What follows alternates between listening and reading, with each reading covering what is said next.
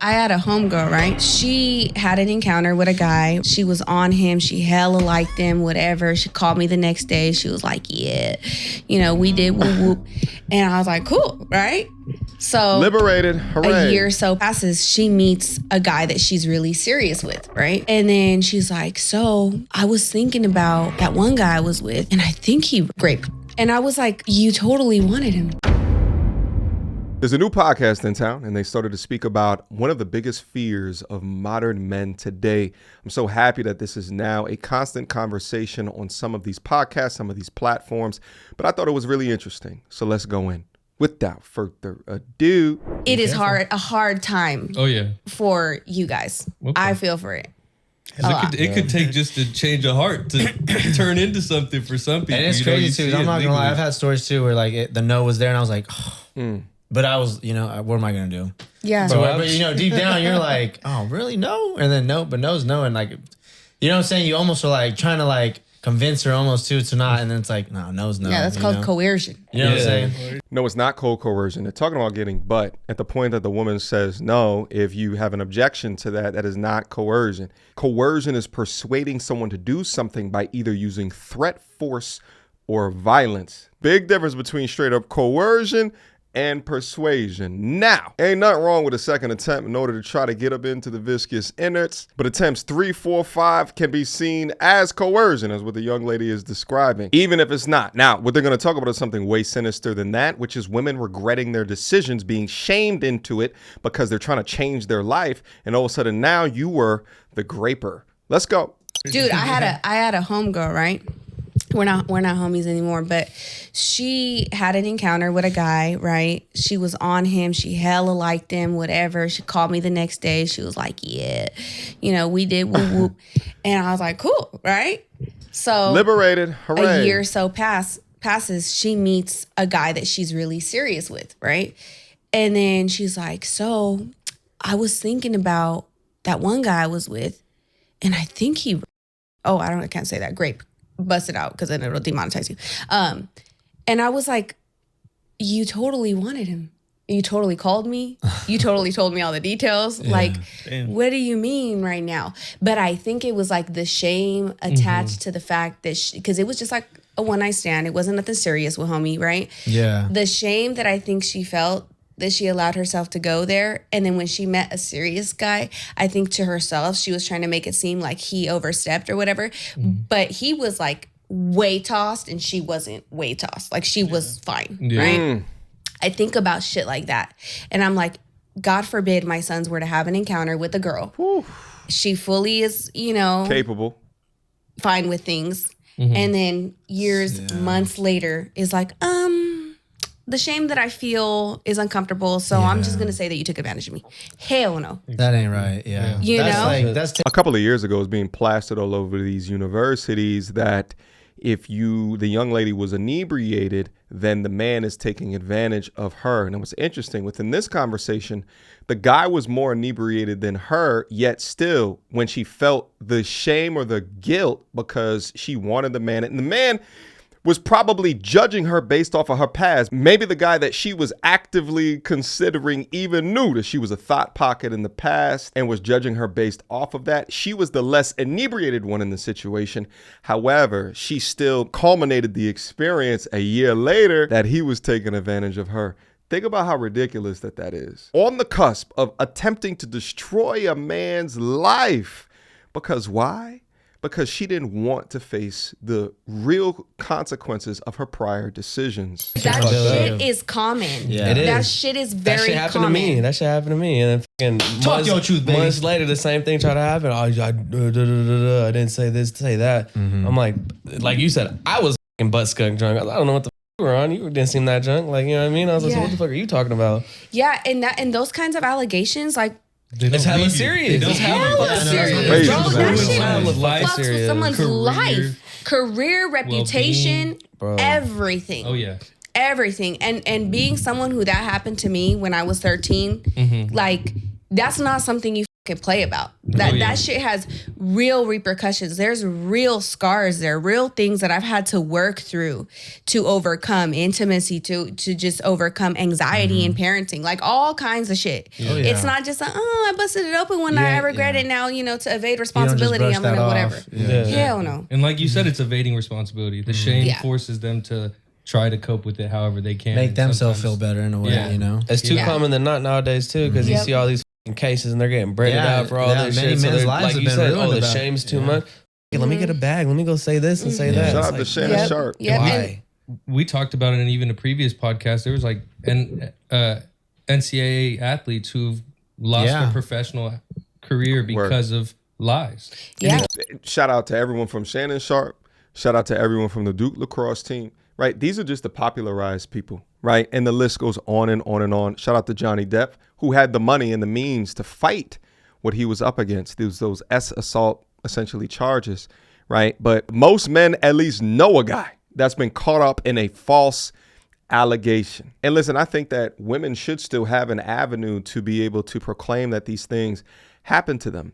But when you over demonize men while also not having consequences for false allegations and also monetarily incentivizing them to come out and say these different things while conducting them in a sphere of guilty until proven innocent, it's almost as if the system is against men. Then you destroy his privacy, his mental health, his bank account, his career opportunities with little to no recourse. I was falsely accused of sexual assaults, thrown in prison, bailed out on $250,000 bail with no criminal record.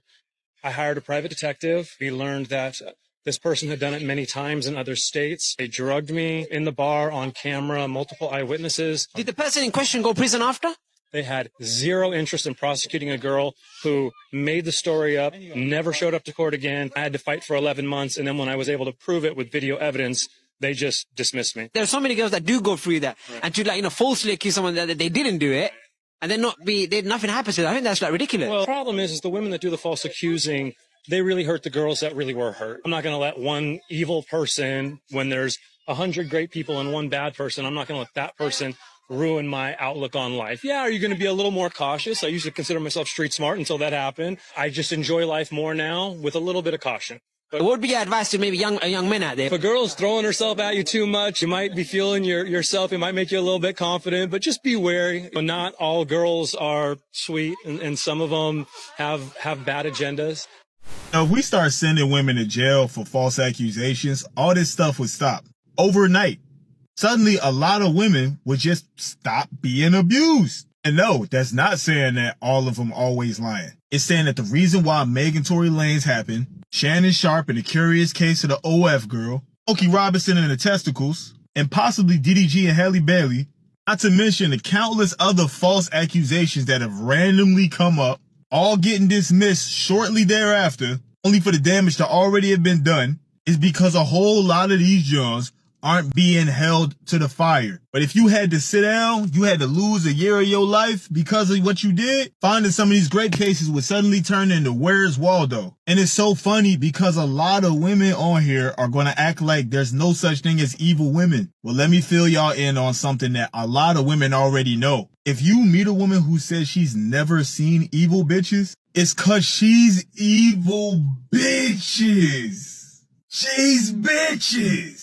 One unpopular opinion that I have that could make people want me is women that make false accusations about men when it comes to rape, molestation, harassment, assault, all those things. Those women need to serve time in prison. I did not say that they should pay a fine. I said they need to serve time, go to prison. For those of you that want to say that I sound like a pick-me or whatever the case may be, I don't care about that. And the reason why I don't care about that is because it could be your brother, it could be your uncle, it can be your father, it can be your cousin, it can even be your grandfather, it can be any male figure that is significant in your life. You also need to understand that, one, there are women out there that are just straight grimy. They get mad at you, they want to get petty, they want to see you suffer, so they try to formulate those kinds of accusations to ruin your life. Women like that, why should we let them walk free? Another thing too is that it's not easy to say, I'm sorry. What is sorry going to do? you just ruined that man's reputation. Even if that man gets proven innocent, he can still get looked at crazy. People will still treat him differently because of your allegations. Lastly, there are many cases where it can take forever for someone to be proven innocent. What if it took 10 years? 15 years. It's one thing if you admit that you lied immediately after that man gets locked up. That's one thing. But there are some women that never come forward. And for that, how should you be punished? Because you need to be punished. There's no way. You cannot walk free after doing something like that. Ruining that man's life, ruining his reputation, messing up his family. And by the way, I'm talking about women that lie on purpose, not women that get the faces confused, because that happens sometimes. You know what? It should be like this. The longer you wait on purpose to confess, the harsher the punishment should be on you. Yeah. And way too many of these false allegations happen because of that environment that I just described. And we placate to their feelings that privately they're feeling guilt, but publicly they're trying to skirt accountability. Came back, the case was over too late. At that point, he's, 28, Career's 29. over. He's They past don't want him no more. Out of Whatever shape. may be. They don't want him no more. Yeah. And He had to do time that he didn't even, for something he didn't do. Or even the Weinstein shit, right? That was like have you guys gone down the rabbit hole with that? Not deep, but Okay, I mean, so it on the outside looking in, right? If you look at just social media and the testimonies, whatever, it looks like, damn, this guy really took advantage of a lot of, actresses Many of that these were up chicks and coming. lied. But these actresses that testified, right, were asked to describe what his genitalia looked like. And He had gotten gangrene on his balls crazy years ago, so he doesn't have nuts. All of them, their testimonies were false because they described his genitalia as like, yeah, well, he has nuts and he has his penis and this, that, and the other, which is not true, because if you would have seen his genitalia, you would know he has no nutsack. So it's like all these women, the fucking bag. that's fucking scary, because even when I first heard that story, I was like, oh yeah, this is Hollywood, the elite. So like did I was I. like, yeah, there's, because I I'm know in, shit I'm like in, that yeah, happens, and he looks a little weird, but then when you actually look at the facts, you're like, whoa, hold on. Yeah.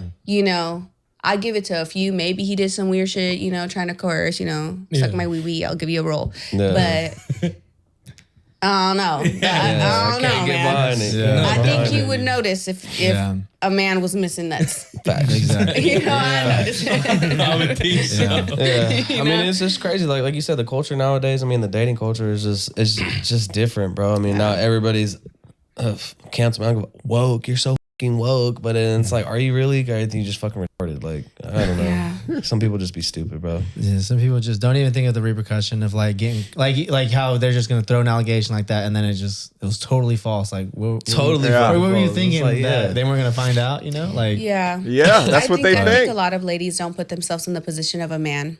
Yeah. And I'm a woman. Girls can get away with a lot of shit that men can't get away with. That's just the reality. Yeah. And in a lot of sense, you guys have it really hard. There's a lot of pressure on you guys' back to lead, to, have it all figured out and put together and, do what you got to do, which you should, right? But you guys get held to this standard that women don't get held to, that could really affect your lives and just have serious repercussions. So I think about that type of shit for my sons. No, Never want them to be in a situation like that. I hope many of the detractors within the space can watch content like this and begin to take note. See, I know that the MTRs get this, but oftentimes women fail to understand this. Number one, because women are not required to study and or know men in order to get men. Whereas men need to understand women. They need to develop game. So men, my argument is, I think men are a lot more empathetic than what the majority of modern day women today give men credit for, because in order to get you, we have to understand you. We got to know to a degree or a component how you think or how you perceive the things that I say. Whereas many women, and I'd argue that she's probably one of those as well, also judging from, sound like she had some type of trauma or something that happened to her earlier within her life. But now that she has boys, she is being forced to think of their lives as boys and them matriculating into men one day. And then also cross-referencing that with a story from a former friend where she was about to put false allegations on something is the exact reason why popularized women such as Amber Rose have now gone against the very same feminist movement that they so ardently pushed a decade ago. Do you think sometimes women actually try to get pregnant from men? Yes. Yes. That's a real thing? Yes. You've had girlfriends say, "Oh, I'm trying to." I've had girlfriends lie about abortions to get money, to act like they're pregnant. Yes, it's disgusting. This is why I stopped my slut walk, by the way. Yeah. This is why I'm no longer a feminist. Okay. Because I saw the dark side of what women can do. And I'm sitting here feeling slighted by men. Right. And then I'm fighting for equality. Right. And I'm like, the only equality is that you ain't either. You bitches are crazy. Y'all are really, you guys are extorting men, lying about pregnancies, saying you're on birth control when you're not to trap them. I mean, not to sound vulgar, but if a man comes inside of you and you say that you're on birth control, he trusts you. Right. Up that you would trap him like that. But I also want to take this conversation from a different perspective as well. Take it from the perspective of the guy that was being tricked by the young harlot or the woman who is a hoe and is trying to act like she's not a hoe. Think about it from his perspective, right? Because that perspective we rarely think about or we talk about.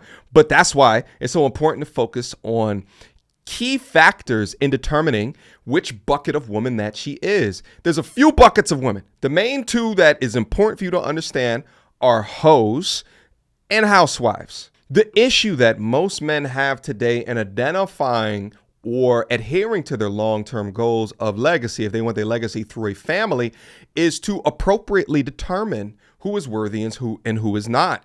Who is a hoe and who is a housewife? And who are the hoes wearing housewife mask? I can only hope that this man did due diligence enough to reach back in to find her Carfax, aka the hoe fax, to understand the type of woman that she was so that he can know that she's not worth his time, because that man was being taken seriously because he had so many dope attributes where she just didn't want to be a one-night stand with that guy.